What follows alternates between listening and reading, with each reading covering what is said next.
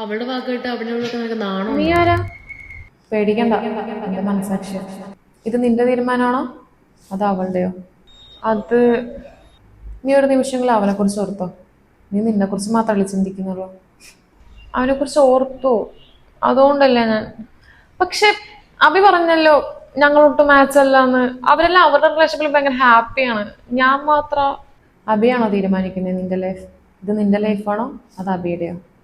നീ കാണുന്നുണ്ടോ അവൾ ഹാപ്പിയാണോ അല്ലയോ എന്ന്? നീ എല്ലാം പറയുന്ന പോലെ അവൾ നിന്നോട് വന്നിട്ട് എല്ലാം പറയുന്നുണ്ടോ? എൻ്റെ റിലേഷൻഷിപ്പ് ടോക്സിക് അല്ലേ? അവനെപ്പോഴും എന്നോട് ദേഷ്യപ്പെടുക. ദേഷ്യപ്പെട്ട അത് ടോക്സിക് ആണോ? എന്നാ പിന്നെ എല്ലാ റിലേഷൻഷിപ്പും ടോക്സിക് ആണല്ലോ. മനസ്സിലായി. പക്ഷെ ഇന്നലെ നീ പബ്ബിലായിരുന്നില്ലേ, പിന്നെ എന്തിനാ നീ അവനോട് കള്ളം പറഞ്ഞേ? നിനക്കറിയോ ഇന്നലെ അവൻ എന്തിനാ നിന്നെ വിളിച്ചേന്ന്? ഇല്ല. അടുത്തോട്ട് കണ്ണടയ്ക്കും. ഫൈനലി അതും കിട്ടി. ജോലി കിട്ടി അറിഞ്ഞ് അവൾ ഒരുപാട് ഹാപ്പിയാവും.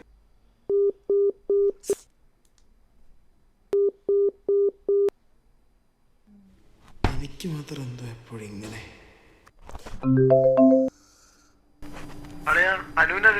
പബ്ജി വെച്ചുകൊണ്ട് ഉണ്ണി വന്നില്ലേ?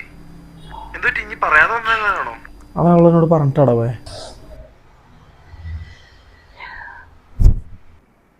ഇനി എന്താ? എനിക്കൊരു സെക്കൻഡ് ചാൻസ് കൂടെ തരാൻ പറ്റുമോ പ്ലീസ്? ഒരു കാര്യം ഞാൻ തീരുമാനിച്ചു, ഇനി ആർക്കു വേണ്ടിയും ഞാൻ അവനെ വിട്ടു കൊടുക്കാൻ തയ്യാറല്ല. വിളിച്ചു നോക്ക്, ചെല്ല്. ഹലോ എടാ, സോറി. ഞാനല്ലേ എന്നോട് സോറി പറയണ്ടേ? ഞാൻ അങ്ങനെ ദേഷ്യപ്പെടാൻ പാടില്ലായിരുന്നു. എൻ്റെ മിസ്റ്റേക്കാ. സോറി. ഒരു മിനിറ്റ്, ഒരു കോള് വരുന്നേ. ഹലോ അബി.